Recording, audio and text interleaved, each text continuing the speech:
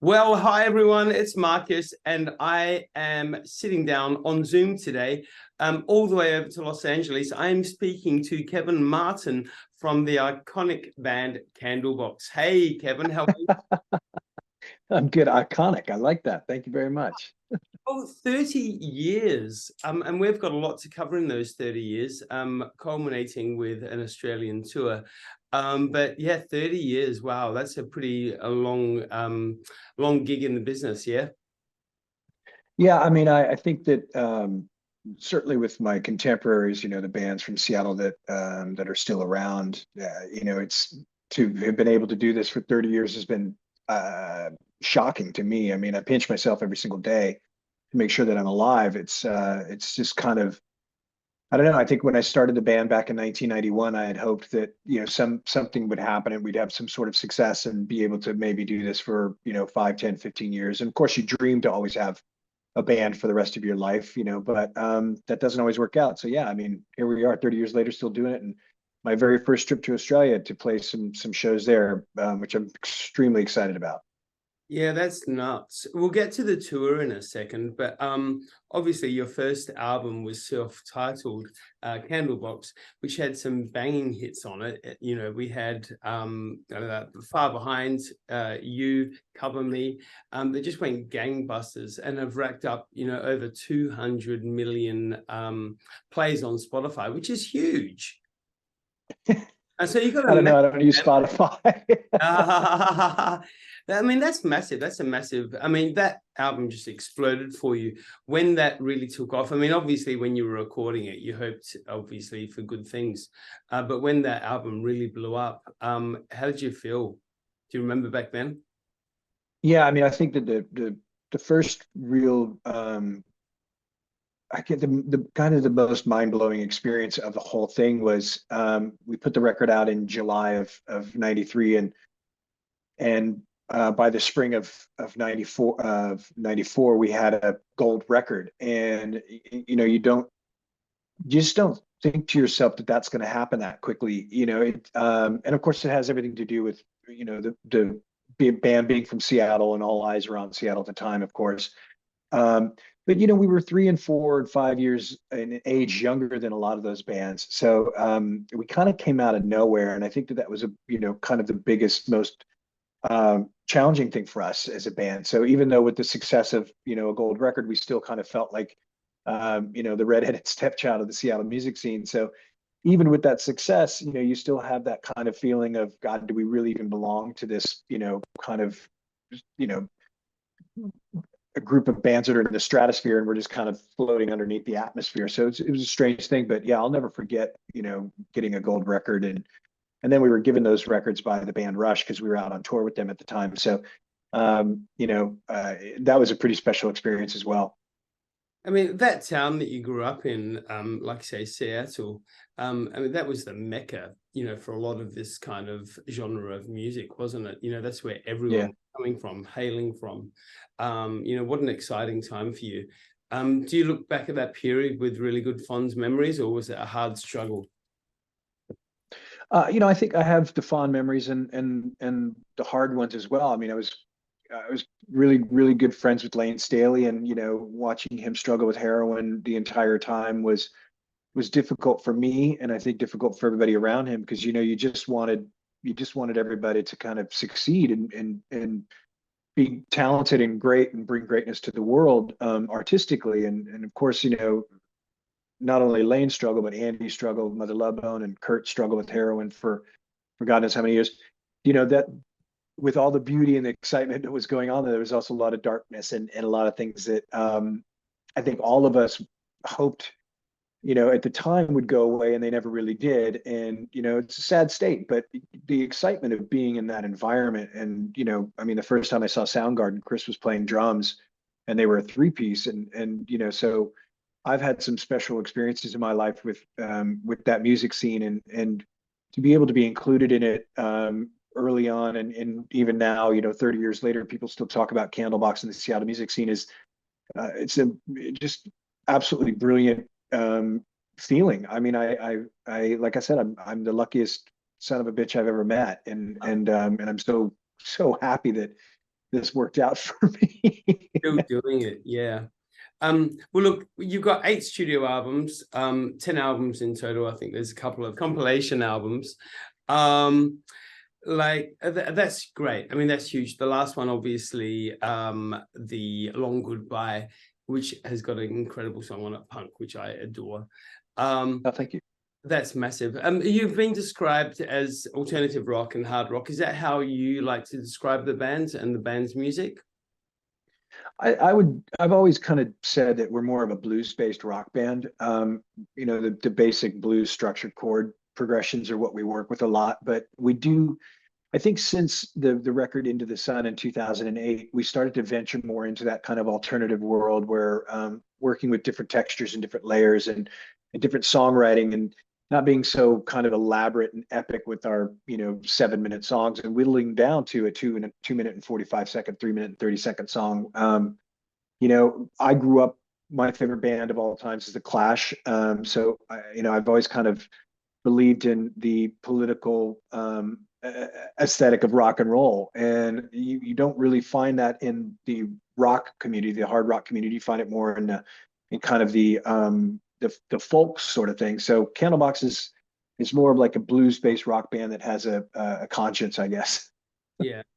And so with those 8 studio albums, is there one that really resonates with you that you feel really connected with still? I mean, I know they're all your babies. It's always the way. Is there one that you feel, really connected with? Yeah, I would say that the Long Goodbye, the last record, and I think it's just because it's a culmination of my 30 years in this industry, the things that I've experienced, the music that I've loved, everything that's inspired me, everything that's moved me, the ups, the downs, the darkness and the light. And what I love about this record, and especially the CD, is that I think it's like 38 minutes long. So it's a record that starts off with a punch to the face and with the song Punks, and it ends up with a nice bookend of the 30 years of my life with Hourglass. And it's each song kind of represents a different part of my life and a different thing that I've experienced. And I wrote this record with the guys in the band, which I don't always do. A lot of times I write on my own. And it's the first time that I've ever written with other lyricists. I went to Nashville and I worked with 6 different lyricists over the course of 2 weeks and fell madly in love with that process. And it made me realize why maybe sometimes, an artist like Beyonce has 10 of her closest friends on a track, because it really kind of inspires you to move forward in the songwriting. And I felt that in the 30 years that I'd been doing this, that I kind of had said everything the way I'd like to say it. And I'm not a linguist. So I was looking for other ways to kind of express my emotions, and working with those lyricists in Nashville allowed me to do that, like a song like Elegante, or even the song What Do You Need, which I wrote with Nick Brown from Mona. Those are things that I had just never experienced, and I loved every minute of it. So I'd say The Long Goodbye is my favorite Candlebox record, but every single album has a really special song on it for me. And putting the set list together for these shows in Australia is going to be a little bit difficult, because there's going to be a lot of songs I want to put on there that maybe Australians don't know. Yeah. Hopefully they're on the Spotify pulling up everything. Yeah, exactly. Do a bit of research, guys. So, I mean, look, you've just mentioned quite a few amazing experiences, but over those 30 years, I mean, clearly you've been involved in some, groundbreaking, shows, tours, all of that. What's one of the, there must be many, but what is one of the proudest moments, or one of the biggest moments even, that you experienced with this career? Well, my biggest moment would be Woodstock 94, which that's about 300,000 people.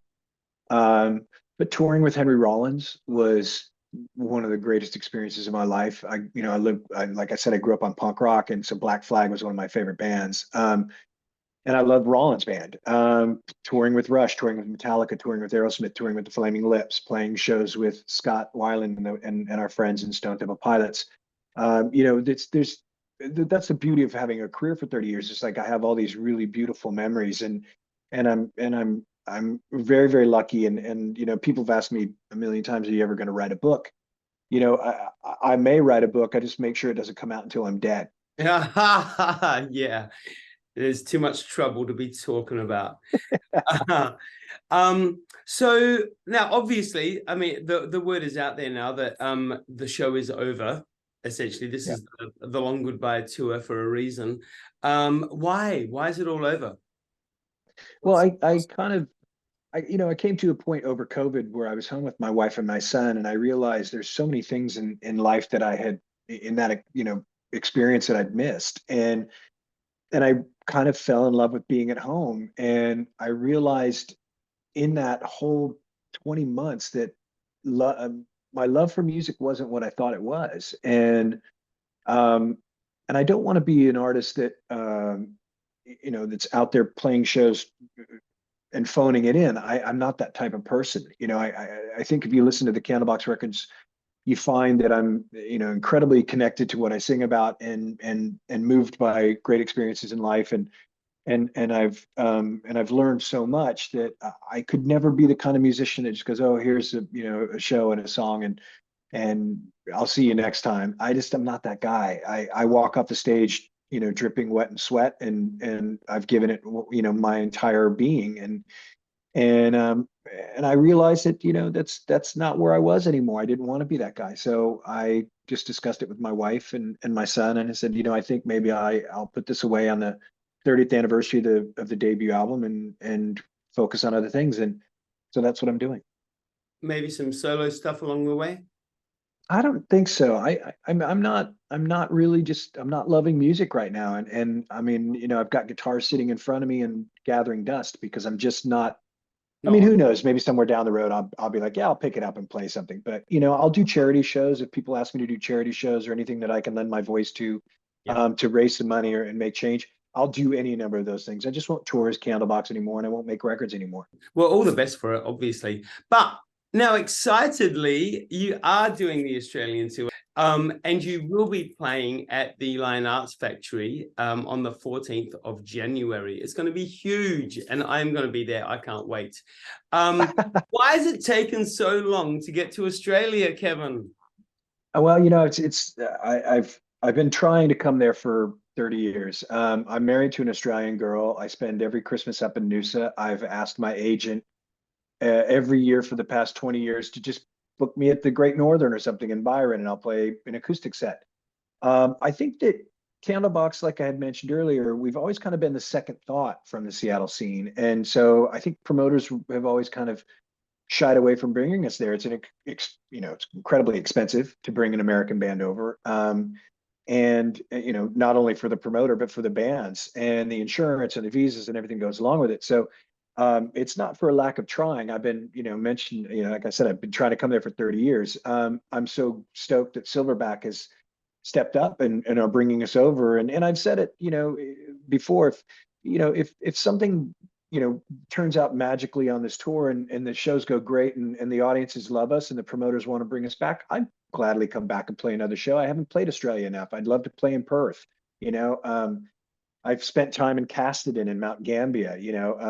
I've got so many great fond memories from being in Australia and things that I love, that certainly love to come back and play more shows. And maybe that's what I'll do. When I end up moving there with my wife and my son goes off to college, I'll open a bar and I'll just play acoustically once a month. Fantastic. And then get you down to Adelaide to do some gigs for sure. Yeah, I'd do that. I'd do it. So what is one thing that you're looking forward to? I mean, obviously being in Australia before, what's one thing that you're really looking forward to about Australia? You're going to get any downtime? Yeah, but I'll be over there for New Year's Eve. My wife's mother's turning 70, so we'll be there for that. But I really, what it is it's playing these shows. I'm so excited to play the shows, and to play to some people that I've never played to before, and meet some new friends and new fans, and experience this show together. I mean, that's the thing that I think is so amazing about music, is that for that hour and a half, 2 hours, when you're all in it for the same reason, and the love that's being, shared between the music and the audience and the band, those are the greatest things ever. And that's kind of the only thing that's really ever kept me going. So that's really, I've never been to Sydney. So I'm really excited to play in Sydney. I've been to Adelaide, I've been to Melbourne. Like I said, I've been to Casterton, I've been to Portland, I've been to Mount Gambier, never been to Perth, and never been to Sydney. So I'm really looking forward to it. There's your list of things to do still, yeah. Yeah. Fantastic. Well, like I said, the Australian tour happens in 2024. We get to see you in Adelaide on Sunday, 14th of 14th. January, which is the Lion Arts Factory. You're going to love that venue. It's really cool. You probably haven't been there before, but it's really, I think it's going to be totally your jam. You're going to enjoy Right it. on. I will definitely be there. I cannot wait to meet you. Thanks, Mark. What an absolute delight. Thank you so much for chatting. My pleasure. Thank you for having me. All the best with the tour. Cheers.